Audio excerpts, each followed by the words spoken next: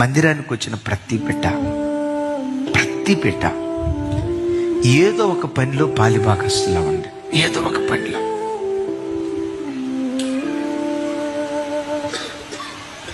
వాలంటీర్గా ఉండే పనిలోనో, కొయ్యల్లో నిలబడి పాటలు పాడే పనిలోనో, వాయిద్యాలు వాయించే పనిలోనో, గొలుసు ప్రార్థనలు చేసే పనిలోనో, బాత్రూములు గడిగే పనిలోనో, వాలంటీర్స్గా దేవుని పని చేసే పనిలోనో, ఏదో ఒక పనిలో పాలిభాగస్తులవ్వండి.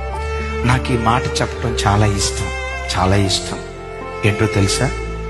నీ కొరకు నువ్వు పడిన ప్రయాసం వ్యర్థమైపోద్దేమో కానీ నా ప్రభు కొరకు నువ్వు పడిన ప్రయాసం ఎప్పటికీ వ్యర్థం కాదు. బైబిల్లో రాసి ఉంటుంది, ఆయన నామం పేరిట పరిశుద్ధులకు చేసిన పరిచర్య మరచిపోవటానికి దేవుడు అన్యాయస్తుడు కాదు. Praise the lord. ఏ పని అప్పగించినా ఎప్పుడు కూడా బిడ్డలారా, నువ్వు ఎంతైనా పని